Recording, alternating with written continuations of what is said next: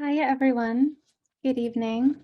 Thank you so much for joining us for today's reading and conversation with Joseph Han and Crystal Hana Kim, celebrating Joseph's debut novel, Nuclear Family.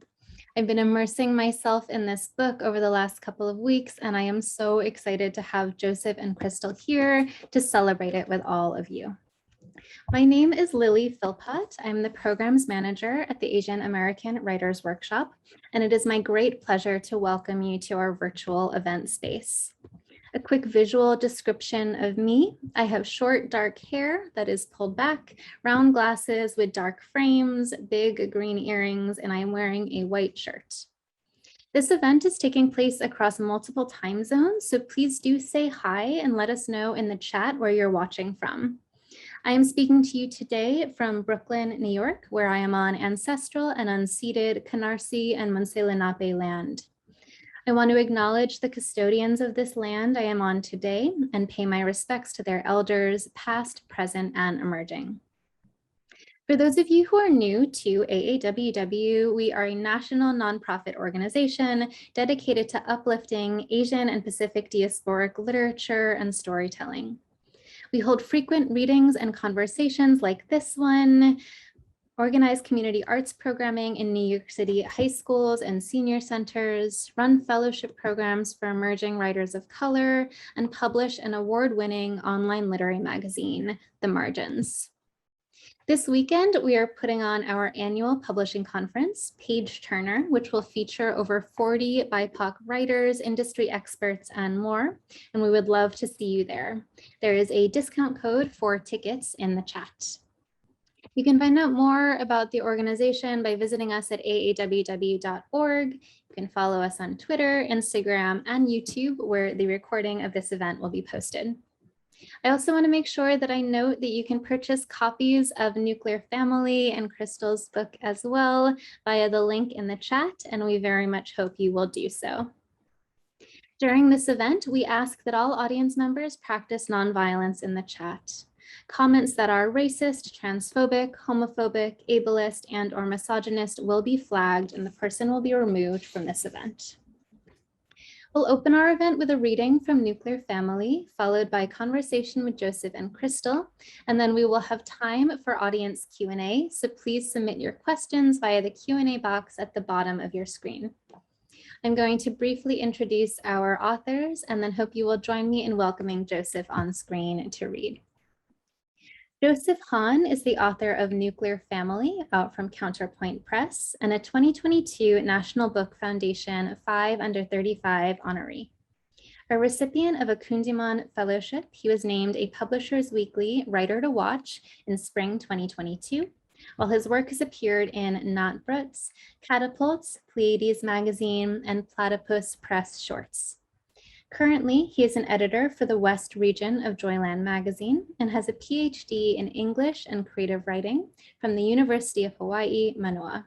He currently lives in Honolulu.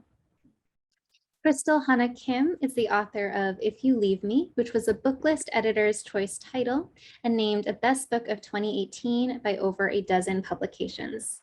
She is also a recipient of this year's National Book Foundation 5 Under 35 award, a 2022 Creative Capital Award finalist, a 2021 Jerome Hill Artist finalist, and a 2017 Penn Robert J. Dow Short Story Prize winner.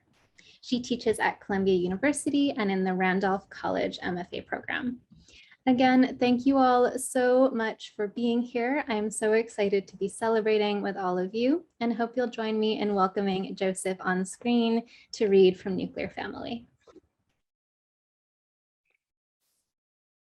Hi, everyone. My name is Joseph Han. I go by he, him, and they, them pronouns. I am a Korean American writer. I have short black hair, round glasses, and I'm wearing a light blue floral shirt. Thank you so much. I'll be reading from the opening chapter of Nuclear Family.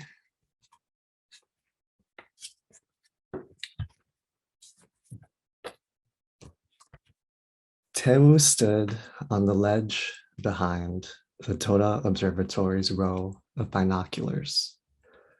No one paid him any mind, since he was long dead.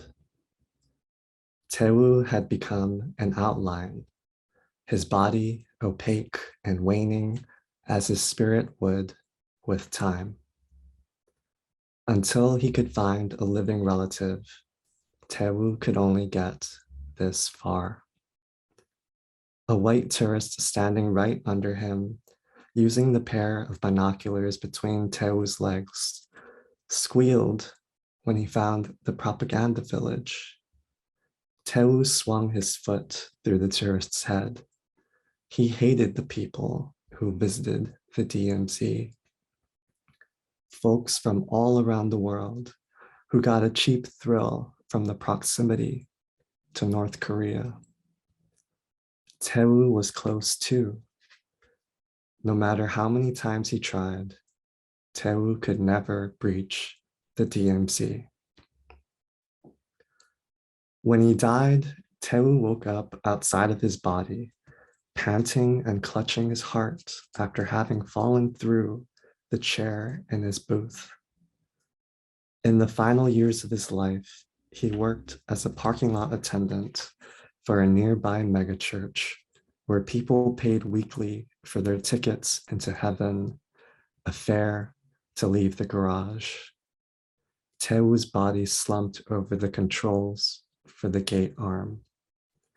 A driver nearest the booth screamed at Tewu, believing he had fallen asleep, while drivers farther back honked at the holdup. Dying was painful, if only for a moment. He tried to slip back into his body by molding his new form into its former. He swatted at his head.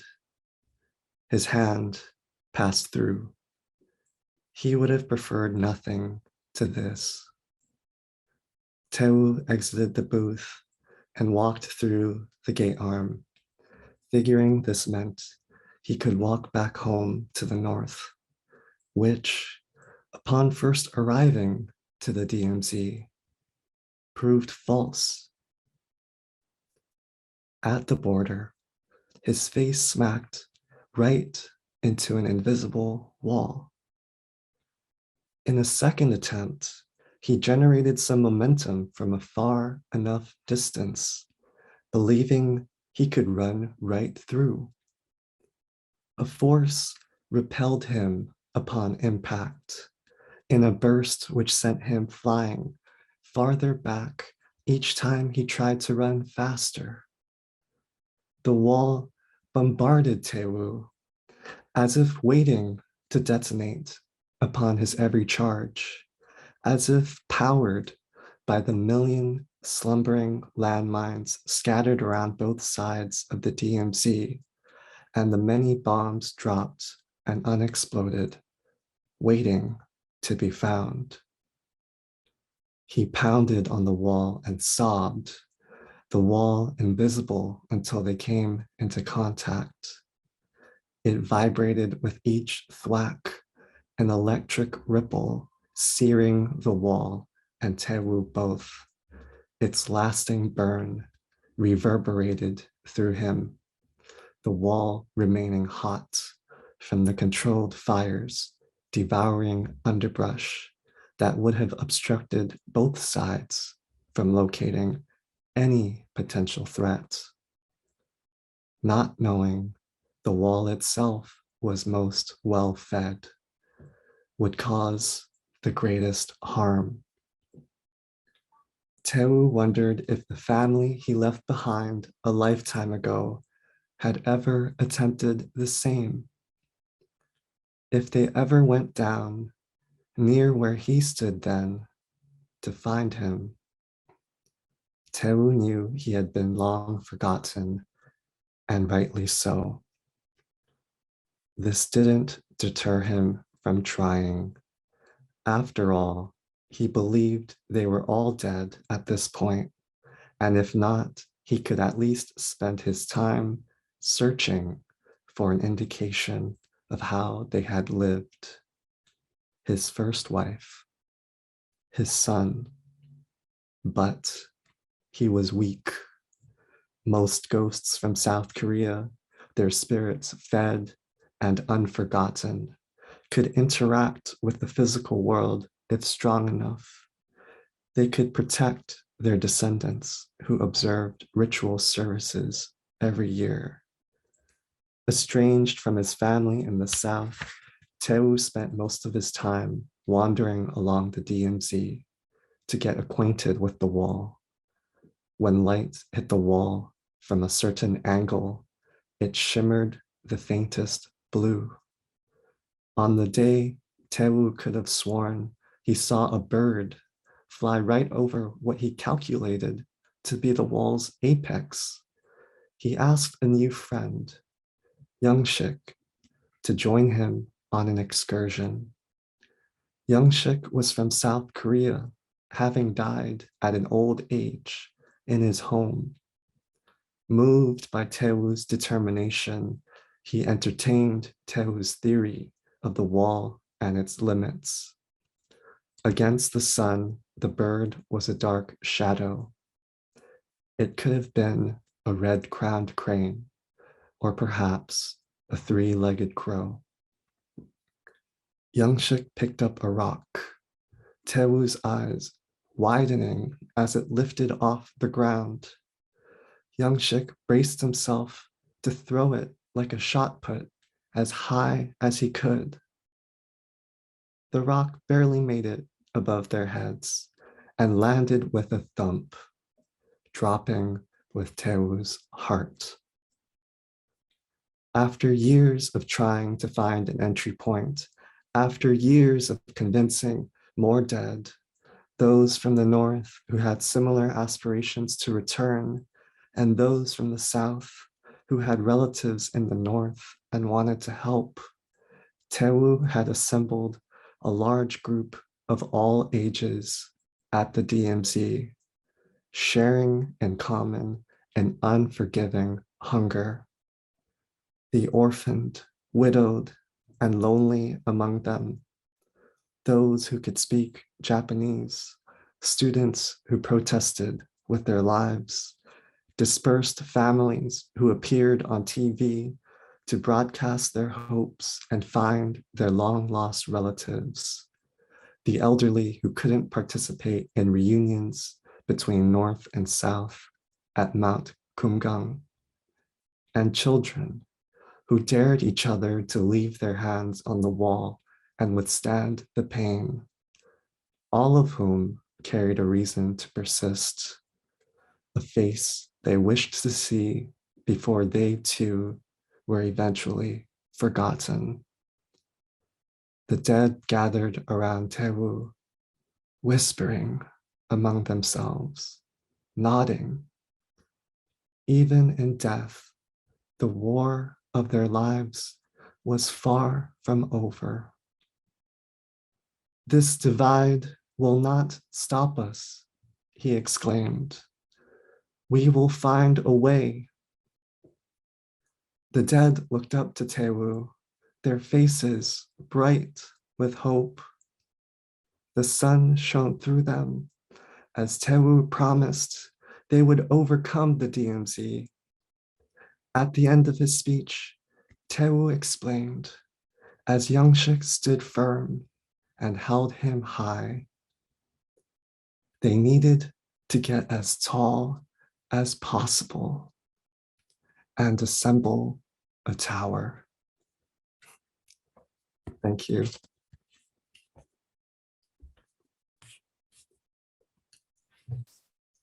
Hello. Hi, Crystal. That was beautiful. I loved Thank hearing you. it in your voice. You know? That was such a beautiful reading. I'm so glad people are commenting. I was Thank you, going to say everyone. hello to everyone tuning in. Thank you for being here. And please use the chat box as much as you want. I think it's like such a nice way to mimic an in-person event to see the excitement in the chat. I'm very excited to be in conversation with you, Joseph. And before I begin, I wanted to provide a visual description of myself. I am a Korean American woman in my mid 30s. I have a little longer than shoulder length black hair, and I'm wearing a white short sleeve button down t-shirt with a couple of colored lines on them. And I use she, her pronouns.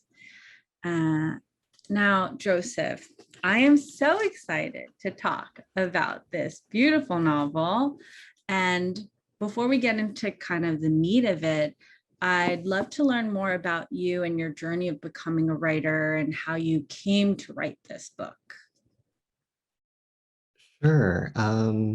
So I started writing in undergrad when I took an elective for creative writing over the summer. So it almost feels like it was very happenstance. I went into my undergrad as an English major thinking that I would become a high school English teacher teaching American literature. And then I stumbled upon the world of Korean American lit. And then I read Nora Okja-Keller's Comfort Woman, which provides the epigraph of the novel describing lost souls and spirits wandering from the head and feet of the peninsula, not knowing that they have to turn around at the DMZ and at the Divide. And it was through reading Korean American literature that I was able to find myself and also place my family in a history that was denied me through our family's secrets and what they would not say about their what they endured, but also a history denied me through the English language and my upbringing in an American education. So that's why I'm so grateful for the incredible body of Korean American literature and for a book like If You Leave Me, which shows the lived experiences of Korean women during the war and in the post-war period. And there are very few books about the Korean War in literature. And it was the first time when I read a book that I felt like I could understand what my grandmother lived through and my family. And Nuclear Family as a book would not exist without If You Leave Me. So I wanted to express that gratitude to you, Crystal, for such a wonderful and beautiful book that always stays with me. Every time I mention I'm a writer, people always ask me, oh, have you read Pachinko? And I just want to follow up that question with, have you read If You Leave Me by Crystal Hana Kim? So we should always lead with that question, I believe. I love that. Joseph, that is so kind of you. And I think for me, seeing how the Korean American literature is expanding lately is so very exciting. And so it's an honor for you to say those kind words about my book. I wanted to ask about the beginning, the opening pages that you read. You know, your novel starts with Teo as a ghost stuck at the DMZ border. And I'm curious if this is how you always wanted to open the novel, if this was one of the earliest scenes, or how that kind of situation and image came to you. Yeah, in a very early draft of the book, it actually started with Grace and the Grace chapter and reference to Jacob making international headlines, her not having stumbled upon the news yet. So we actually started in Hawaii and at the restaurant in that earlier draft. But it was from the wisdom of my wonderful agent, Danielle Bukowski, that said that I should foreground and lead with the story of Tewu and how he became a ghost at his first interaction with the DMZ. And I resisted the impulse to organize my chapters numerically to suggest that this is a chronological story and that it's a narrative of progress, moving on and away from the past, because the past and the war is ever present in our daily lives. And so I also resisted the urge to maybe call that chapter a prologue, because the lives of these ghosts and ancestors are ever calling toward the living to hear their unanswered wishes, to see their loved ones across the veil that prevents us from knowing whether they are still living, whether they are still with us. And I thought it was appropriate to begin the book with a ghost, like, you know, cranking open a Jack in a Box and Teu just bursts out and says, this is my book. This is about my journey. And he's always had that kind of force in my life as a character, and as I had to write his journey. I love what you said about resisting having the chapters be numerical, because it can indicate a sign of forward momentum or progress. I love that. And that's not something that I have thought about before. You also mentioned in your answer, in addition to the novel opening with Teo, there's Grace, there's a family. So for readers or for viewers who haven't read the book yet, this story centers, there are many voices, but it centers around a family. There's Mr. and Mrs. Cho, who run a Korean plate lunch restaurant in Hawaii. There's their eldest son, Jacob, who has decided to go to Korea to teach, and becomes inhabited by his grandfather's ghost. And there's Grace, who you mentioned, Jacob's sister, who is depressed and smoking a lot of pot and has some of the funniest scenes. And I'm curious, how did you come up with that cast of characters?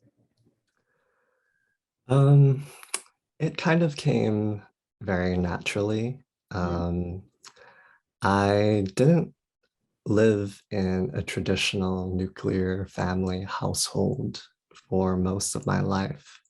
So in writing these characters, it was a way for me to create my own fictional family of sorts, inspired by the particularities and personalities that have shaped myself and my understanding of the kinship structures that bind us as a clan of sorts.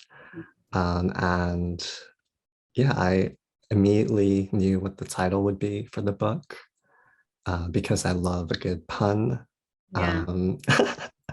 And I kind of just repeated the title to myself like a chant almost until the book was finished. And I also took it upon myself as a challenge to move beyond the heteronormative structure of the nuclear family as a unit to see how it could implode with the news of Jacob's crossing, and how who we claim as family can become more capacious and extend beyond the Chos to include the maternal family in South Korea, and also to honor the relations across the divide that are all too often forgotten. Yes, and you were mentioning ghosts, right? Teo is Jacob's grandfather. He's stuck at the DMZ, and he later inhabits Jacob's body in an attempt to get across the DMZ. And I think just from growing up and hearing stories from my family that ghosts are a very strong presence in Korean lore. And you also wrote an essay for the New York Times about living with ghosts that I really loved. So I wanted to hear a little more about the significance of ghosts in your novel and perhaps your life. Yeah, the character Grace Cho is a reference to Grace M. Cho, who wrote the amazing book Haunting the Korean Diaspora, which really formulated a lot of my thinking about the novel and what it means to be haunted by silences, by the oblivion that followed the utter annihilation and destruction of Korea, and the ways in which we are called to remember those who have been forgotten or removed from our understanding of Korean history and its lasting impacts. But I was very much inspired by Chesa as a practice of honoring one's ancestors, the idea that our health and nourishment is a reflection of the health and fulfillment of our loved ones who have passed. And so that also creates an ethic for the living to seek peace where there was not for our family members. And countless families, the older generation that was directly impacted by the division and separated from their loved ones, siblings. These are our aunties and uncles, brothers and sisters across the Korean DMZ. They are missing their opportunities to reunite with the travel ban to North Korea still in place, with increasing militarization across the globe, with further vilifying of North Korea and its weapons program. And so I also wrote this book with that kind of urgency in mind, that with enough generations passing, will we care to remember those family members who were also waiting for their chance to see a face that maybe they could not recognize after 70 some years. And yeah, the news about the reunions that did take place via lottery, these older generations seeing their brothers and sisters and in old age was just so incredibly tragic and sad. And I think it speaks back to the arbitrariness of the divide and how it teaches me that it is by design.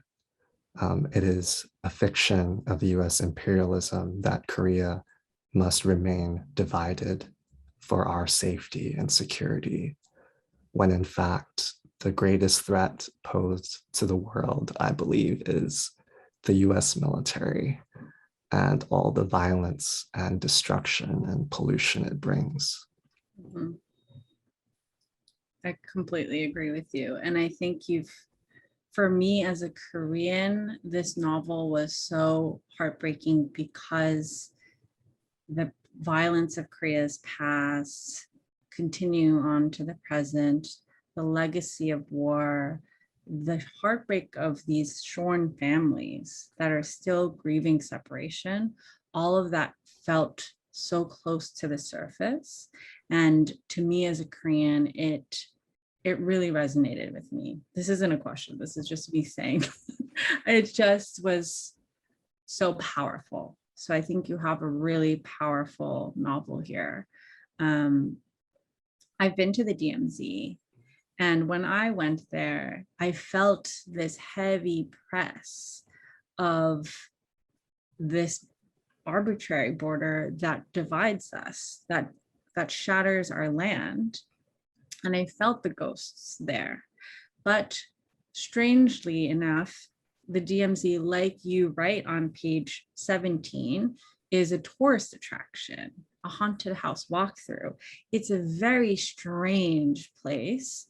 And your descriptions, which I want everyone to read this book. Your descriptions on page 17, 18 of the DMZ were so specific and capture the kind of absurdity of that space. And I'm curious about your research process. Did you go there? What other kind of research did you do?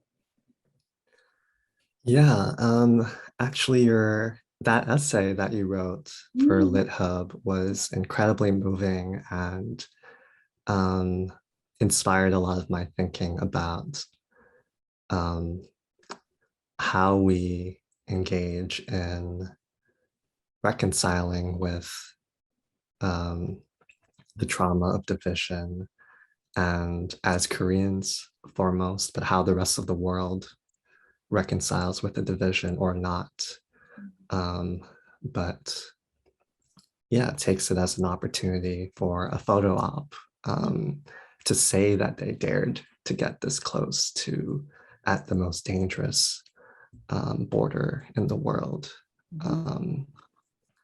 I was not able to visit the DMZ myself, but I did a directed reading with a professor in the American Studies department at UH, Jeffrey Tripp, whose fieldwork and research, having been to tours on both sides of the DMZ, really informed my understanding of why people make that trip.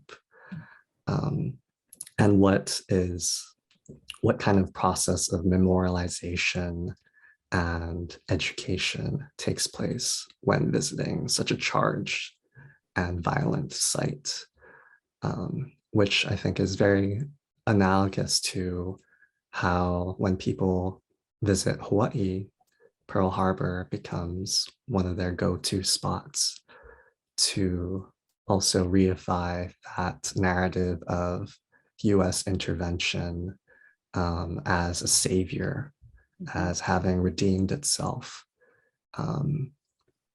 for having its assets and its military base in Hawaii attacked. So yeah, Grace M. Cho's book, Haunting the Korean Diaspora, was very influential on this book, as well as Suk-Young Kim's DMZ Crossing, which articulates how we need to think of the DMZ in more porous terms, that it's not as fixed and permanent in our consciousness and in our imaginary as we think, and that the more we can work at poking holes through this barrier, the more that we can imagine and enact more real life crossings without the danger and implications, socio-political, geopolitical implications involved, where it would be incredibly controversial to do so. And so, yeah, learning about the various crossings into North Korea or from north to south, like with the international delegation of women, peace activists, Women Cross DMZ, also articulating that need for this border to be more porous, that we can just step across a line and reunite with one another, which was why seeing that 2018 Inter-Korea Summit was so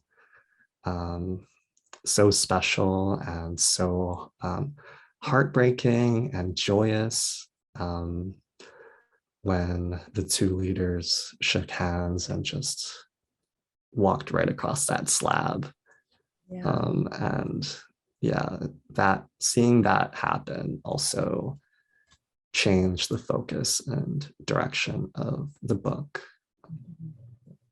Yeah, I was in Korea at the time, and I watched the Inter-Korea Summit with my harmony, my maternal grandmother, and just the mixture of hope that she had for a unified Korea, and also the fear and the hopelessness. It was a strange mix of hope and hopelessness at the same time, that it would happen in her lifetime. Really affecting. So your novel is as much a novel about a divided Korea as it is also about Hawaii, which I've never been to, but you just mentioned, and the complexities of living on this occupied land. And I felt that in many ways, the land itself of Korea and Hawaii were both characters in the book. And I wanted to just ask you about the importance of Hawaii, since you live there, in your writing. Yeah, I wrote this book to reconcile with what forces made it possible for a Korean diaspora to exist in Hawaii, which has its long lineage to the plantation era and Korean laborers arriving to Hawaii to replace the Japanese workers who were going on strike, taking it upon themselves to take their place, and also escape the colonization in Korea, but also moving to another colonized context in the territory of Hawaii. And yeah, I wanted to write a book that honored these histories, how it is that my family decided to come to Hawaii, and to reconcile how we pretty much exchanged one US militarized context for another one that preceded Korea's militarization, and Hawaii became a stopping point for the US on the way to bringing war to the Korean Peninsula. It bombed the island of Kaho'olawe and used vehicles as target practice for North Korean vehicles and airfields. And it continued to bomb Kaho'olawe until Native Hawaiian activist groups stopped the bombing and protested with their lives to protect their land. So when I think about how we hope and carry that hope for Korea to be reunited, that struggle is intimately interlocked with the movement for demilitarization and peace in Hawaii, because Hawaii is effectively entirely a military base. And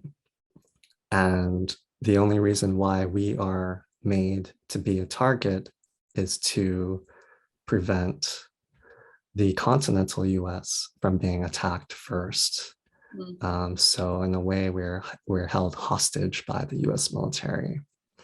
And the only reason why these lands are a target is because of the US presence here.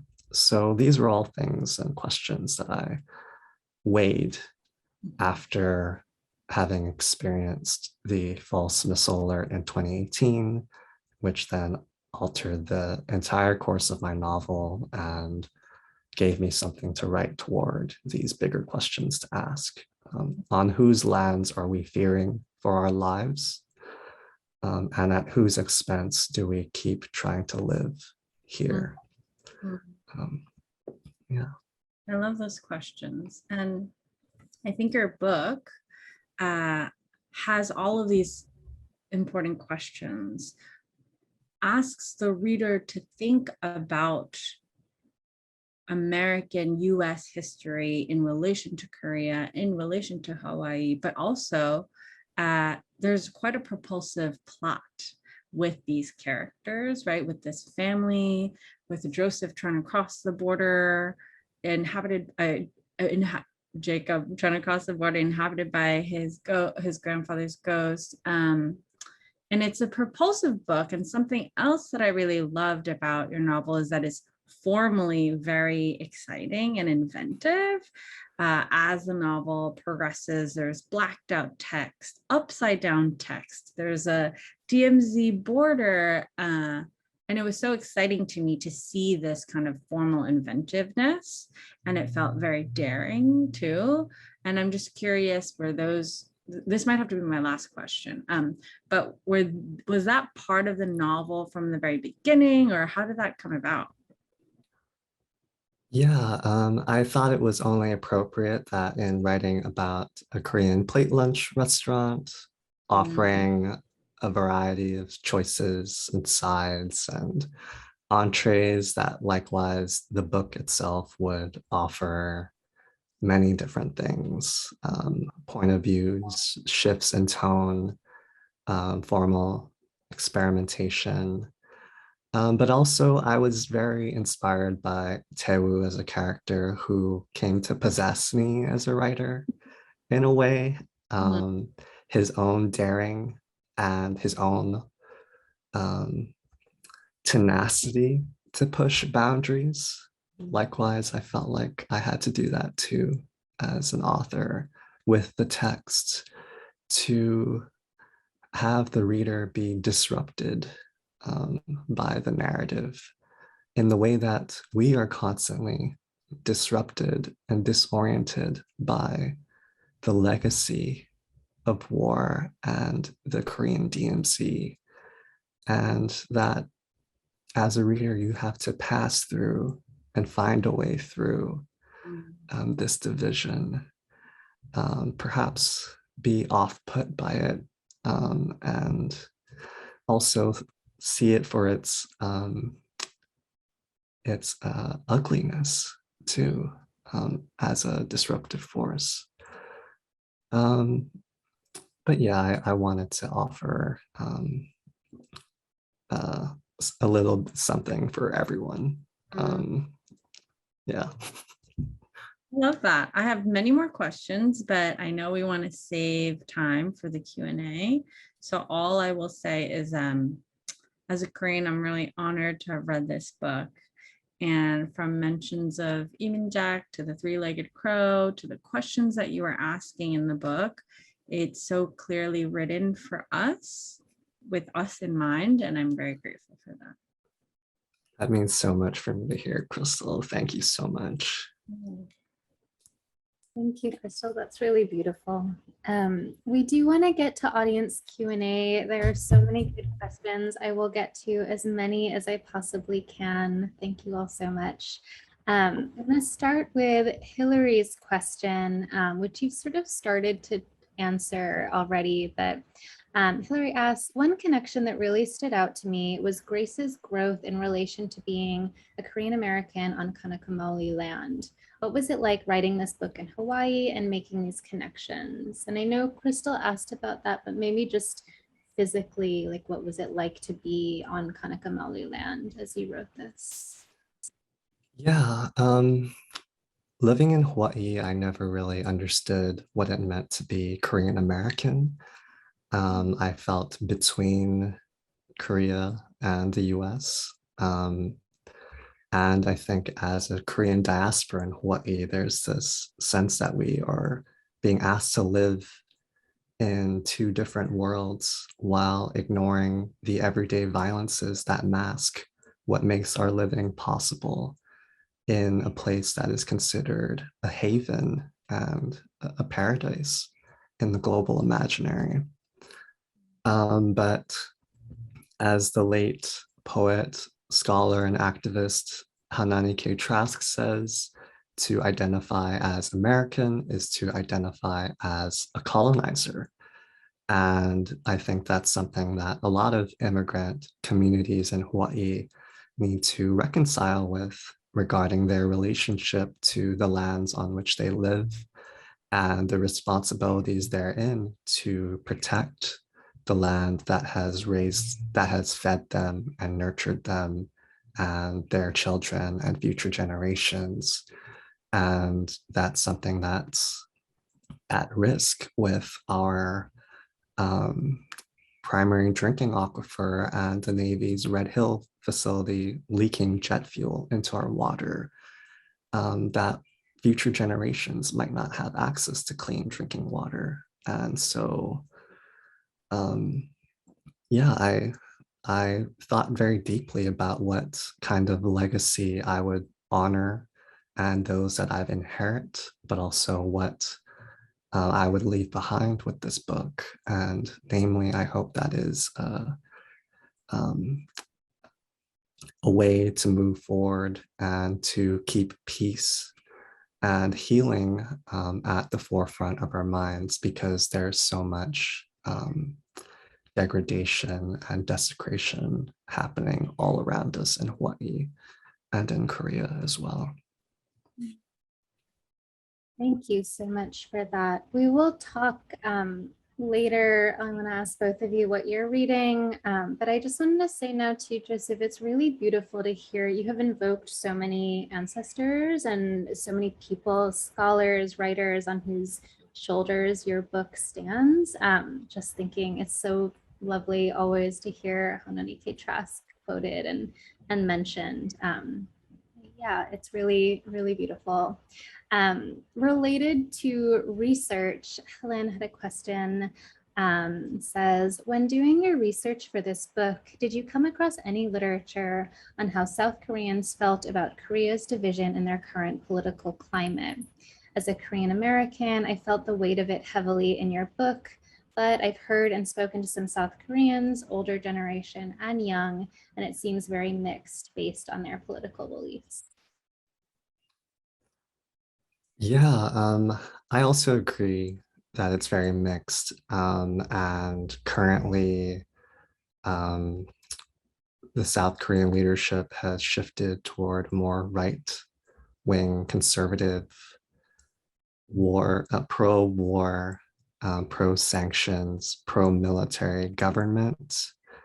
And that, I think, was a big point of concern for peace activists all around the world, calling for a peace-forward approach to North Korea, rather than calling for stricter sanctions, and making the demands that North Korea denuclearize, that we establish a formal end to the Korean War, and to have a peace treaty actually signed when that was the intent as we move toward armistice.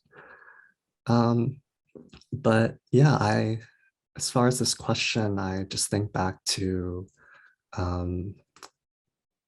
like I mentioned, the wishes that older generation Koreans hold on to in their late age, despite all the political climate, what the Korean people think, what the US desires regarding its occupation of South Korea, that people do want peace and an occasion to heal and to move forward. And yeah, I'm afraid that that desire will be lost as generations come to pass. And so we need to remember that will and to carry it in our everyday. Well, thank you. A question from Sarah says, as a second generation diasporic Korean, I've never resonated with something so deeply and intricately as Han. Sometimes I think that Han feels like this beautiful poetic curse. In a lot of ways, Han has been the answer to so many of my questions, and yet in a lot of other ways, it creates more questions. So what were your experiences like as you interacted with Korean literature and your personal family histories, and on your journey of grappling with all of that you were learning, all that you were learning and absorbing? Yeah, as much as Han is evoked in Korean American literature, or in the way we think about cultural texts, I think we need to start talking about Chung more as a concept, and as a daily mode of being, that emphasizes not loss or the burden of unresolved trauma, that Chung emphasizes our relations are the strongest bonds that we always have as Korean people.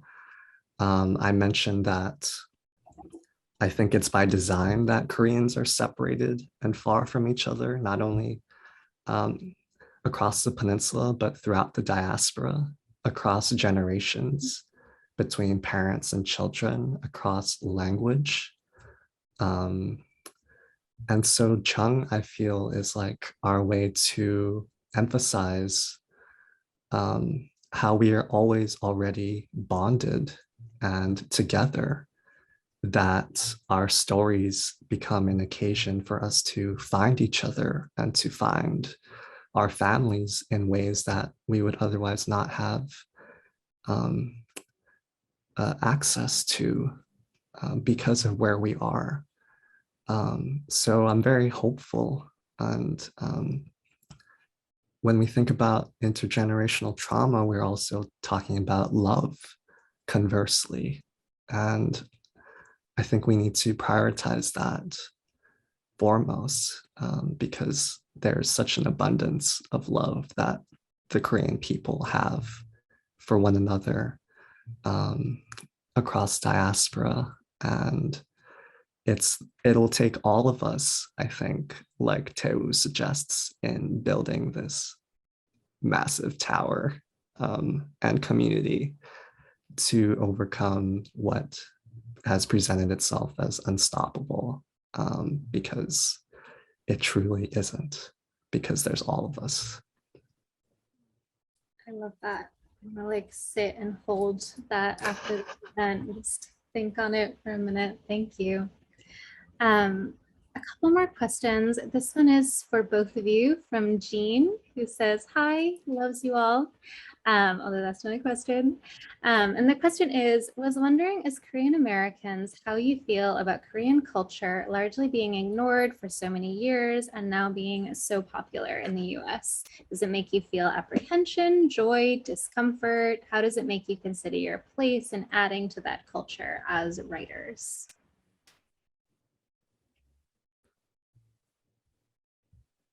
Crystal, do you want to? No, you can go first. Yeah, I feel like if you love BTS, you should also have a love for the idea of a reunified Korea and peace in the Korean Peninsula. That's my main thought. Yeah, it's complicated. It's strange for your background, your culture, your identity to have been ignored or made invisible for so long, and then it's trendy. That's so strange. And for people to assume they know you because they have eaten Korean fried chicken or like kimchi. But it's complicated. Do I love that there's better Korean food options when I haven't cooked? Sure, but I think the predominance of Korean culture right now is very media focused and doesn't take into consideration our long history and America's role in that history. And as Joseph said, if you love, BTS, think about what is happening to our land and to our divided country. And then for that second question of how does it make you consider your place in adding to that culture as writers? When I'm writing, I am really writing for a Korean audience, and I keep them in mind. So, and I want other people to read my novels, but it is with a specific audience in mind. And so I'm not necessarily thinking about how is it adding to the popularity of Korean culture now, because it's written with the focus on people who are Korean and live through this every day. Yeah, Joseph, did you want to add on? Facts, yes. I love that. If you love BTS, you need to support a unified Korea. I want to like skywrite that across the world. So I have a question for both of you. And then because we have a few minutes, Crystal, I want to actually make some space for the last question to be yours for Joseph. But my question, we try to end a lot of our workshop or most of our workshop events with this sort of practice that I always call calling our absent friends into our Zoom room. I'd love to hear who you're reading, who you read while you were writing these books. If there are Korean or Korean American authors you'd like to recommend to our audience right now, this is the moment. I'd love to hear from both of you too. Joseph, you should go first. Yeah. Well, I'd love to shout out Jean Kwok, author of the hilarious and very full of heart book, Go Home, Ricky. That book really picked me up and tossed me all over the place in a really wonderful way. Its sentences are kinetic and full of energy. And we're doing an event next week with Powell's, so super excited to catch up with you, Jean. And also I'd like to shout out Jean Kim Fraser, another Korean American writer who I'll be doing an event with next Wednesday at Skylights, author of Pizza Girl, another hilarious and wonderful book. And I feel honored to be a part of this tradition of Korean American slacker fiction writing. And so, yeah, I feel like all of our characters would like hang out and be friends. So yeah. I love that. So Lily, was the question what Korean American writers we've been reading lately? However you want to interpret it, even if it's who's on your desk next to you. Yeah, I mean, Joseph said a lot of the books that I was going to say, but I also wanted to say that when I was writing my novel, a lot of the books that Joseph mentioned had not yet been published, and I leaned on Alexander Chi, Minjin Lee, and Chang Rai Lee, and so I want to make sure I shout them out. And lately I've been turning backwards again as well. I just reread Dictee by Teresa Hagyong Cha, and I'm trying to learn more about Asian American history. So I've been reading The Making of Asian America by Erica Lee. And I wanted to add to this list Aro Kwan's The Incendiaries, Nicole Chung's All You Can Ever Know. I will also say that I just finished Aro Kwan's next novel, and it is so good. So keep your eye out. I don't think it's out till I read an earlier draft, but it's out maybe 2024. But keep your eyes out for 2 years from now. And Ellis, I want to read that book. Yeah, those are some of the books that I wanted to add to Joseph's list. Amazing. Thank you both. Oh, a couple of years to wait for more Aro Kwan. That's very exciting. So good though. But yeah, as I said, why don't we close out? Crystal, I'd love to give the final question to you. Hope you'd like to end things. Yes, Joseph, let me know if this is too similar, but I like to what we've already said, but I wanted to know if your book could be on a shelf with others, you know, beside maybe two, regardless of alphabetical order, like in whatever way you want it to be. Which books would you want your book to sit beside?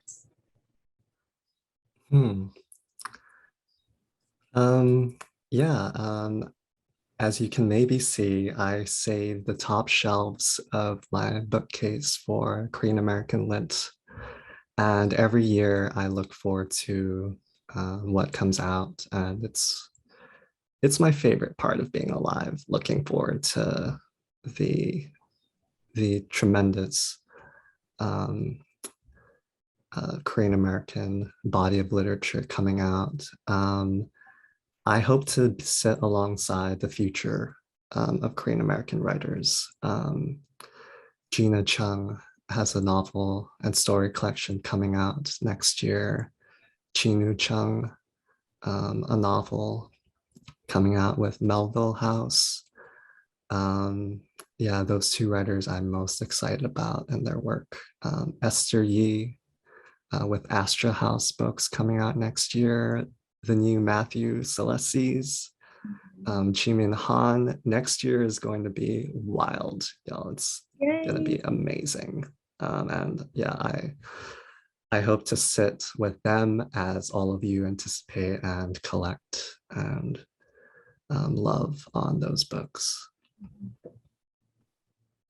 I love that. What a beautiful place to end our event too, and kind of end at the future. And I really, really hope that we all be sitting together, all of these authors. I'm taking mental notes for AAWW programming next year. We'll all squeeze onto the green couch in person and celebrate. That would be amazing.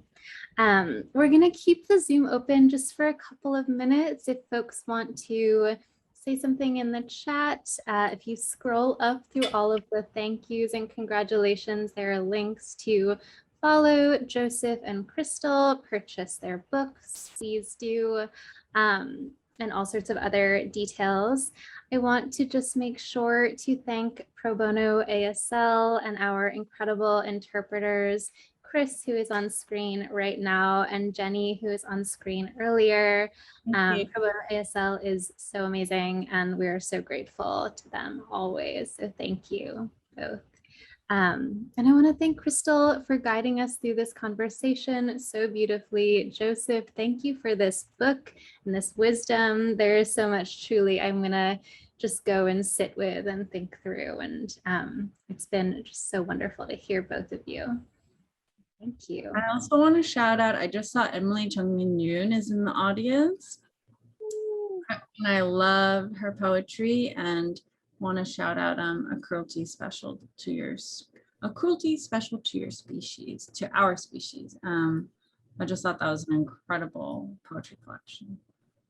Agreed, 100% agreed. Thank you all so much. We're going to turn off our cameras and mics, but as I said, I will keep the Zoom open for just a moment. If you all want to chat in the Zoom chat for a moment, we will be here. But thank you, everyone. Stay safe, take care, and we will see you very soon. Bye, everyone. Thank you, Lily. Thank you, Crystal, and everyone.